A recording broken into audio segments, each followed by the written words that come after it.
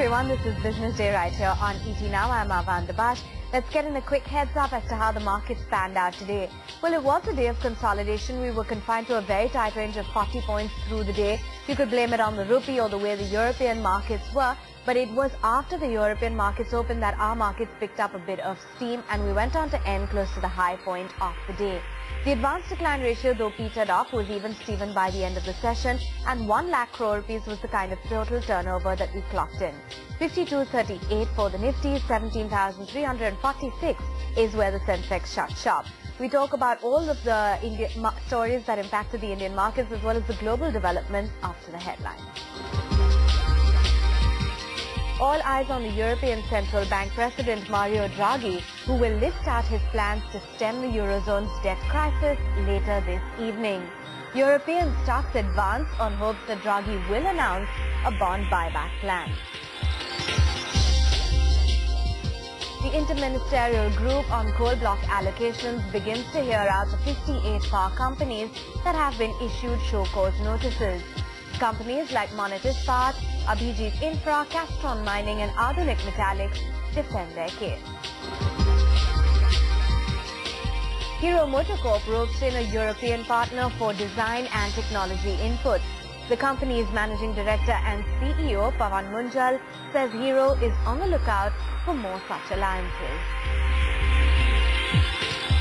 And the government gets the ball rolling on the 2G spectrum auction, begins consultation with prospective bidders, and the bid document will be released on the 28th of this month. Auctions will begin on the 12th of November.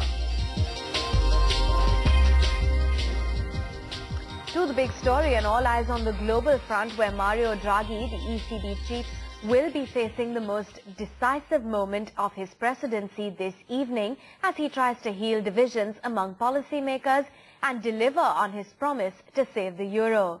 Most of the investors are keenly awaiting how the ECB will start a new bond buying program to help bring down the borrowing costs of Spain and Italy after disagreements on the governing council over the ban which played out in public last week.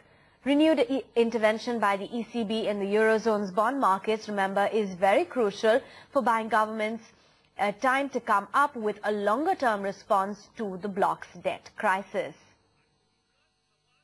Let's get in more perspective on the same. We've got Andrew Calhoun, head of Asia Pacific Sovereigns at Fitch, who now joins in on the phone line from Hong Kong to throw more light on the same.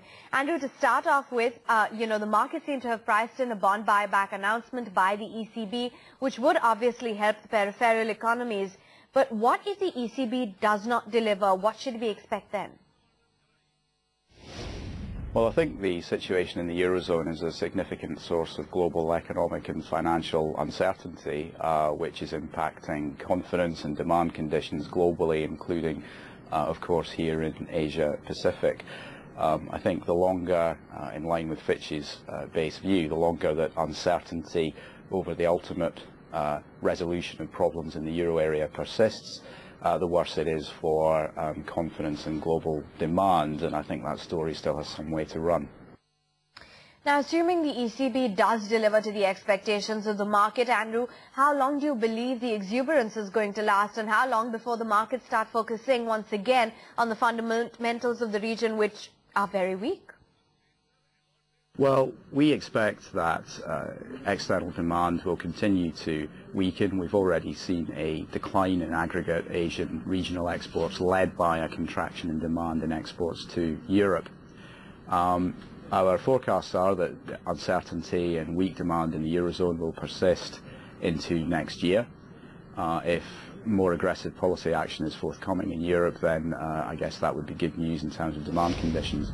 However, from a sovereign credit perspective, we rate through the cycle, so our ratings should be not overly influenced by short-term volatility in output.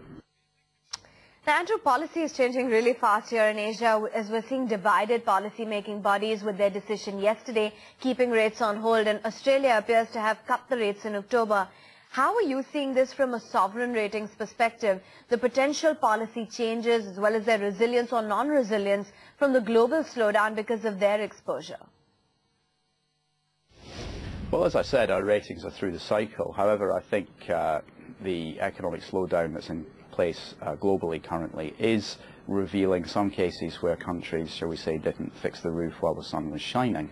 If we look at countries like India, where Fitch assigned a negative outlook to the BBB- rating in June, inflation remains at quite an elevated rate, even though it's come off slightly. And that shows that, and also the budget deficit is quite wide. So India's monetary and fiscal policy flexibility in response to deteriorating global conditions is less than for some other countries. Countries that haven't undertaken structural fiscal and economic reforms in the better times are finding they have less room to respond to weakening global demand now. And finally, do you think it's just India, or are there any other countries in the region which may go the way of India because they didn't prepare for this occurrence of what's going on right now? Well, I would distinguish between the general level of economic and financial stability in countries, which obviously is reflected in our credit ratings, versus where there's perhaps more scope or pressure for ratings to change. Now we have India on negative outlook.